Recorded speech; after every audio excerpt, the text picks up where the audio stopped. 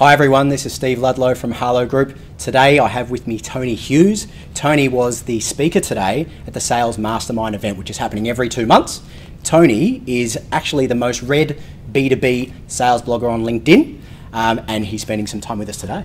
Thanks a lot for having a chat. Thanks, Steve, and it's good to have you on board as a sponsor. Yeah, absolutely. Met some great people today and some great content shared, and I just wanted to dig a bit deeper on a couple of the topics that you've spoken about at the event today. You mentioned that around 60% of sales teams, or B2B sales teams, are short of their number right now. Yeah. Why? What's the biggest cause in your view?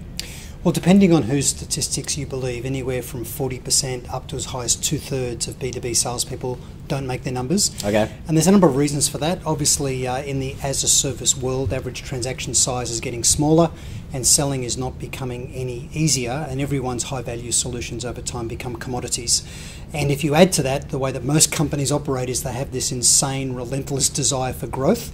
So they're constantly increasing quotas and reducing territories. So salespeople are certainly in a very, very tricky position today. Okay. So who's to blame? There's a lot of blame put on salespeople, especially from sales managers. But who needs to wear the weight, and who needs to solve the problem? Is it salespeople, sales managers, combination? Well, the truth is everybody does. So from the CEO down, everybody needs to own the responsibility of creating pipeline. And it's not really a case of apportioning blame. It's a case of finding people to take ownership for pipeline creation.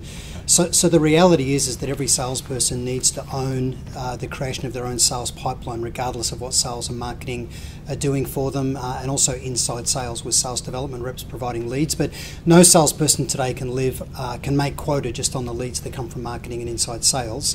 And the reality is the weakest link in the revenue chain for most organisations is sales management. It's not the salespeople. So sales managers need to lead. They need to get out of their spreadsheets and they need to get in the field with people. They need to sit on the sales floor and really lead by example in getting on the phones first thing in the morning, using social in a pragmatic way, not a black hole of wasted time way, to do pragmatic research and then get on the phone and build pipe. Pipe's an interesting one because we speak to a lot of sales directors and we ask them at the beginning of a meeting around their sales talent, why is it that the last person failed or that people fail in your business? It's two reasons.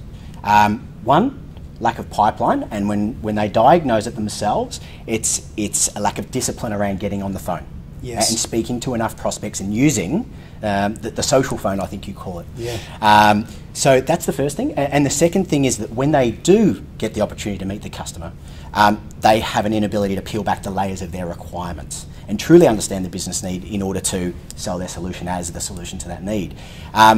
From your point of view, and certainly from my point of view, it's actually the former that's the biggest problem. Yeah. How do we solve that problem in our sales team? Sales managers are pointing at their sales people saying, I want you to make more calls. But ultimately, you've got to look at the coach for the answers. So what can the sales manager do to solve that problem? Well, sales managers need to lead by example. People are reluctantly investing in technology and tools like Sales Navigator. But what we need as a foundation before we drive outreach is we need the right kind of narrative. So what I see in organisations is people mistakenly run a conversation along the lines of, this is who I am, this is what we do, this is how we do it, and no one's interested in that. No person worth getting to as a potential client is lonely and bored and looking for a new friend. So trying to lead with a, hey, I want to be your friend kind of approach is a mistake. We need to provide value in the conversation, and no one worth talking to is lying awake at night hoping a rep's going to call them the next day and tell them about their product. So we need to lead with a level of insight, and every person needs to own that. So a salesperson needs to think about other customers with common characteristics. They need to understand what trigger events cause those existing customers to start their journey that ended up in them buying something, and use that to generate some kind of insight conversation. So don't lead with product, don't lead with solution. We first need to have some kind of relevant insight that we can talk about. Okay.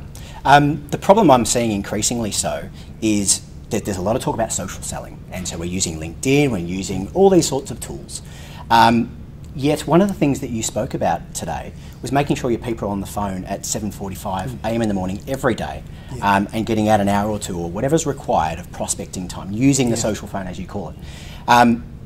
That's happening in very few organisations. You mentioned you sat on a sales floor the other day and it was silent for 2 hours. We all see it. What's stopping these people from getting on the phone, and how do we balance social and hiding behind the keyboard and the screen when actually getting on the phone? What's the right balance? Well, social really serves two purposes. The first is there's no reason to ever make a truly cold call. Okay. So we can jump in social and very pragmatically, in a short amount of time, get enough context, find a common link, because the fastest path to revenue is a referral. Sure. The most probable chance of doing a piece of business is where there's a referral, because trust starts very early. So we can do research in social and find an introduction or a path or a point of context. But the other reason social is important is about 3/4 of people that we do outreach with will research us. Okay. So when they have a look at our profile, we want to make sure that we don't look like a lower level salesperson, that we look like an industry person with insight. So social is relevant for those two reasons and others that I won't go into now. But the truth is, the phone is the original and most powerful social selling tool that there is. So the idea is to get human engagement. So that's why this term that Kenny Madden's coined, the social phone. It's the social and the phone together is how you go and get the right level of breakthrough. Great. You speak about narrative a lot. What is narrative to you in the sales process, and why is it important? Well, narrative is critically important. It's the conversation that we're having. So it's a case of leading with why the client should have a conversation with us. So if we were talking to an existing client, I would try and create a narrative around the fact that I'm not happy with the level of value that they're getting from us in the relationship, because every buyer wants a greater level of value from fewer supplier relationships. They're trying to drive cost out and get greater value. So you're working against the flow there. Exactly. Yep. And then if it was someone who's not yet a client, I'd be saying, in working with others in your industry and doing some research on your own organisation, I really think there's an opportunity for you, and then you say where you think that opportunity is. Okay. That's what I'd like to come and talk with you about, and also let you know what we're seeing with other organisations out there that I think have some relevance. And that's something that the buyer should want to have a conversation about. They're interested in what competitors are doing, not that we would ever betray the trade secrets of one of our clients to their competitor. Sure. But we can certainly take a level of insight. They're very curious about that, and that's a good reason for them to meet. Okay. And then we need questions that lead to the business value we offer, the outcomes we deliver, and the way that we can manage risk. Okay, so it's very much about anticipating a potential problem or challenge they might be facing in their business, and leading with that narrative rather than here's what we do, and turning that into a face-to-face meeting where that can be delved into a little further. And eventually you'll get the opportunity to tell them how you can solve their problem. But obviously it's about exploring that first. Yeah, and the thing is, if we're trying to elevate our conversations, we need to talk the language of leaders. If we fail to do that, we'll get delegated down to who it sounds like we deserve to talk to. So we need to talk about the outcomes we know that they're trying to achieve in their company and industry, how they can manage the risks in pursuing that, and then what the business case looks like. So the real language of business is numbers more than words. Yeah, sure. So if we can have that kind of narrative, the person will think, wow, this person deserves a conversation with me. Okay, great. Well, that covers everything off. Thank you so much for spending some time with us today. Congratulations on your event. Thanks, Steve. These events are happening every 2 months? Yeah, every 2 months, and really aimed at the business-to-business sales leadership community. Great. So that's a Sales Mastermind event series. Tony Hughes, we've got plenty more speakers coming up in the coming series. Thank you so much for your time today. Great to meet you. Thank you. Thanks, Steve.